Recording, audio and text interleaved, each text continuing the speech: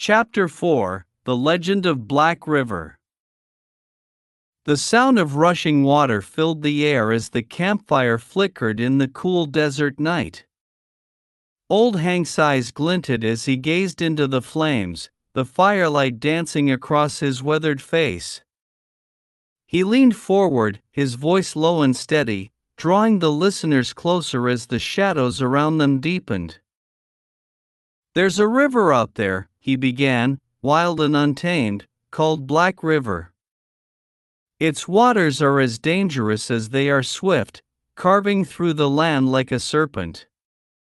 They say the river's claimed more lives than any outlaw, and only the bravest souls ever dared to cross it. But there's one name folks still whisper about, the name of a woman who faced the Black River and lived to tell the tale. Claire River Eyes McGraw." The travelers exchanged curious glances, eager to hear the story of the woman who had defied both nature and man in the unforgiving wilderness. The tale of Claire River Eyes McGraw. Claire McGraw had earned her nickname River Eyes as a girl, for no one could read the waters like she could.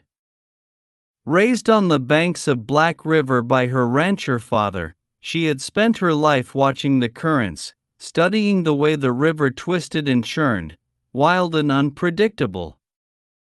To her, it was more than just a body of water, it was a living thing, with a mind of its own, demanding respect and caution.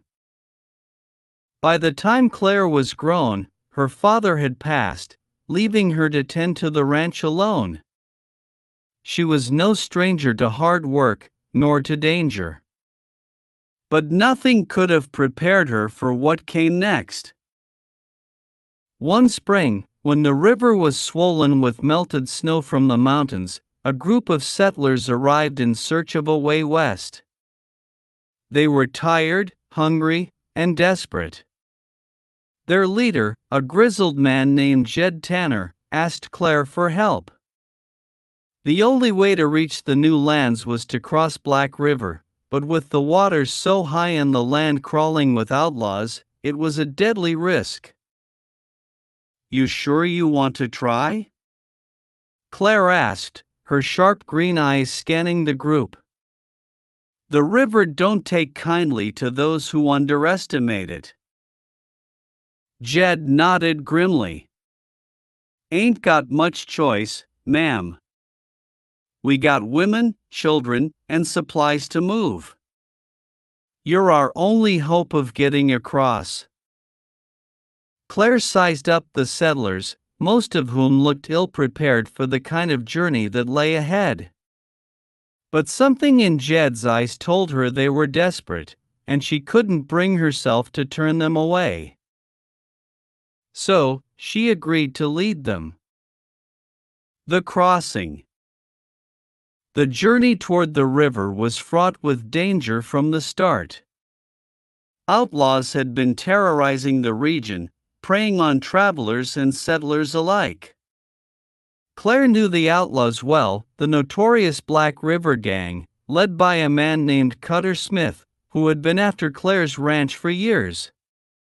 She'd fended them off more than once, but now they had bigger prey in their sights. The group moved carefully, following Claire's lead as she guided them through the treacherous terrain. She knew the land like the back of her hand, every hidden trail and sheltered grove, but even her sharp instincts couldn't protect them from everything. Late one afternoon, as they neared the river, the unmistakable sound of hoofbeats echoed through the canyon. The settlers looked around in fear, and Claire's heart sank. The Black River Gang had found them. Cutter and his men rode in fast, their guns drawn and ready.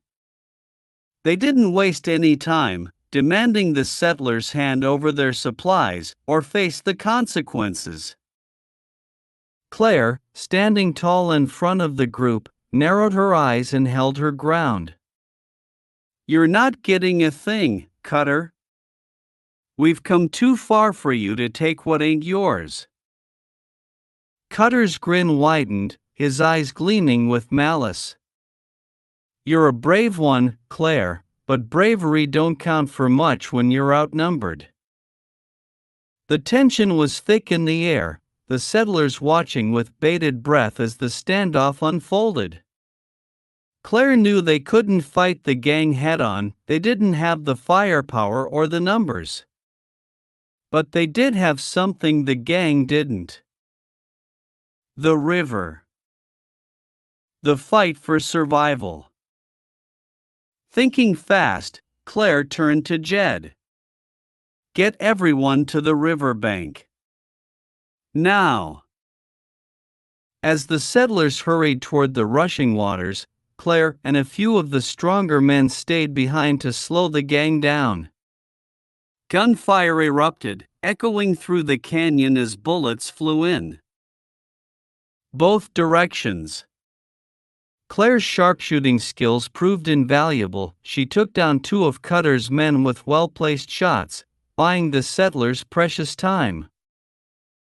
But the gang was relentless. They pushed forward, and soon Claire knew they would be overrun. "Go," she shouted to Jed. "Start crossing." The settlers, following her orders, began the treacherous task of crossing the Black River.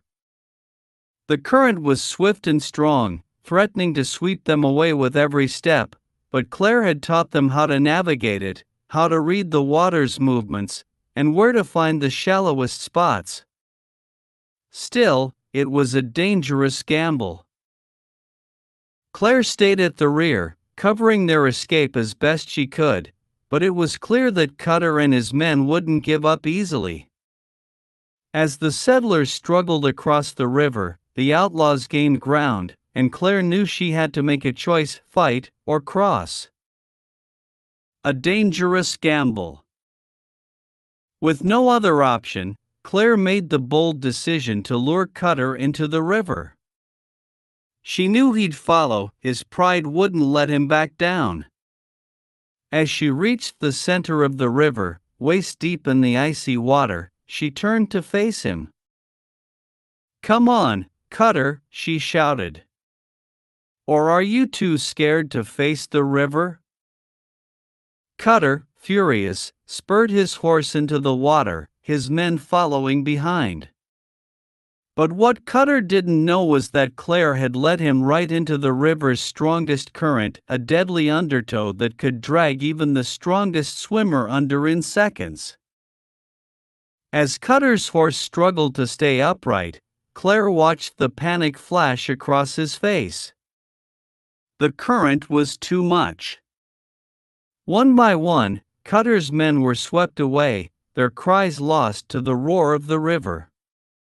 Cutter himself barely managed to stay afloat, but his strength was no match for the Black River. He went under, the river claiming him just as it had so many others.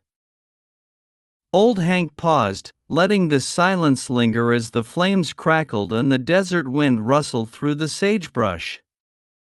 The travelers around the campfire sat spellbound, hanging on every word. Claire and the settlers made it across, Hank said softly, but not without loss. A few were claimed by the river, but thanks to Claire's quick thinking and raw courage, most survived.